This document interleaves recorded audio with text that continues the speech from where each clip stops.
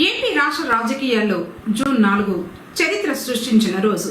ప్రజా విప్లవానికి నియంత పాలకులు కొట్టుకుపోయిన రోజు అని టీడీపీ సీనియర్ నాయకులు మధుసూదన్ రాయల్ పేర్కొన్నారు. కూటమి ప్రభుత్వం అధికారంలోకి వచ్చి ఏడాది అవుతున్న సందర్భంగా బుధవారం పొంగనూరులో సంబరాలు నిర్వహించారు.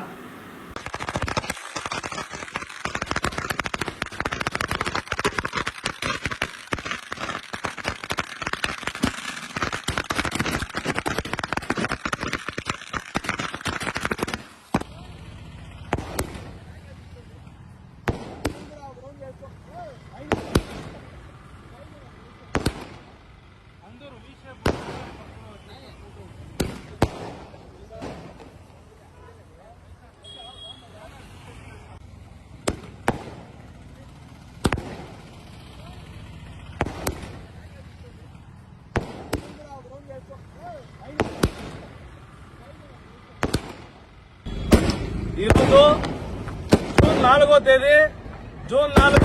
2024 తేదీన ఆంధ్ర రాష్ట్ర ప్రజలు విధ్వంసానికి విముక్తి చెంది కూటమి ప్రభుత్వానికి అధికారం ఇవ్వడం జరిగింది. యువత నుంచి మహిళల వరకు ఓసీలు, ఎస్సీలు, ఎస్టీలు, బీసీలు, మైనార్టీలు, అదేవిధంగా ఉద్యోగస్తులు ప్రతి ఒక్కరూ కూడా విధ్వంస పరిపాలనకు విముక్తి కలిగించి ప్రభుత్వానికి అధికారం ఇవ్వడం జరిగింది. ఎందుకంటే గత ప్రభుత్వంలో చూశాం, ఎన్నో అరాచకాలు రాజ్యమేలినాయి. మహిళలపైన దాడులు, ఎస్సీలపైన దాడులు, అదేవిధంగా గంజాయి ఇలాంటి మత్తు పదార్థాల విక్రయాలు, ఈ విధంగా గత ప్రభుత్వము ఎంతో అన్యాయానికి పాల్పడింది. అదంతా ఏమీ లేకుండా కూటమి ప్రభుత్వం ఏర్పడి కరెక్ట్ గా సంవత్సరం అయింది.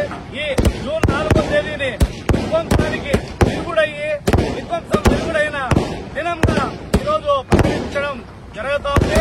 ఈ రోజు కూటమి ప్రభుత్వం పరిపాలన చేపట్టి సంవత్సర కాలమైంది. ఈ సంవత్సరంలోనే అనేక సంక్షేమ కార్యక్రమాలకు శ్రీకారం చుట్టింది.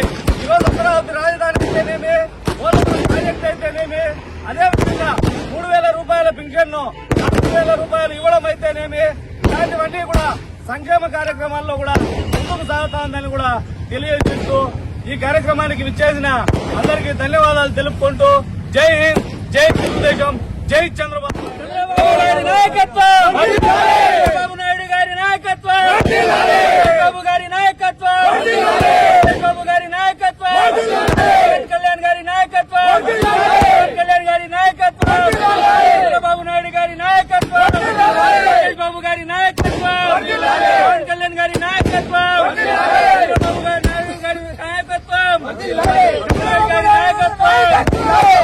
పవన్ కళ్యాణ్ గారి నాయకత్వం, లోకేష్ బాబు గారి నాయకత్వం, లోకేష్ బాబు గారి నాయకత్వం.